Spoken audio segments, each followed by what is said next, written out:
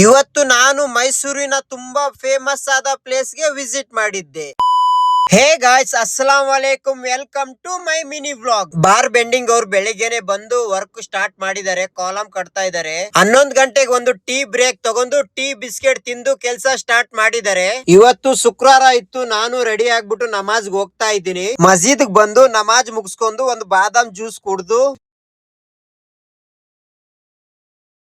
ಮರ ತಗೊಂಡು ಸೈಟ್ ಬಂದು ಇವರು ಊಟ ಮಾಡಿ ವರ್ಕ್ ಸ್ಟಾರ್ಟ್ ಮಾಡಿದ್ದಾರೆ. ಮ್ಯಾಟ್ ಕಟ್ತಾ ಇದ್ದಾರೆ. ಕಾಲಂ ಎಲ್ಲ ರೆಡಿ ಇದೆ, ಮ್ಯಾಟು ರೆಡಿ ಇದೆ. ನಾಳೆ ಬೆಳಿಗ್ಗೆ ಬಂದ್ಬಿಟ್ಟು ಕಾಲಂ ನಿಲ್ಲಿಸ್ತಾರೆ. ನಾನು ನೈಟ್ ರೆಡಿ ಆಗ್ಬಿಟ್ಟು ಮೈಸೂರಿನ ತುಂಬಾ ಫೇಮಸ್ ಆದ ಪ್ಲೇಸ್ ಗೆ ಹೋಗ್ತಾ ಇದ್ದೀನಿ. ಯಾರಾದ್ರೂ ಮೈಸೂರ್ ಬಂದ್ರೆ ಈ ಪ್ಲೇಸ್ ನ ವಿಸಿಟ್ ಮಾಡ್ಲೇಬೇಕು. ವಿಸಿಟ್ ಮಾಡಿಲ್ಲ ಅಂದ್ರೆ ನೀವು ಮೈಸೂರ್ ಬಂದ್ಬಿಟ್ಟು ಪ್ರಯೋಜನನೇ ಇಲ್ಲ.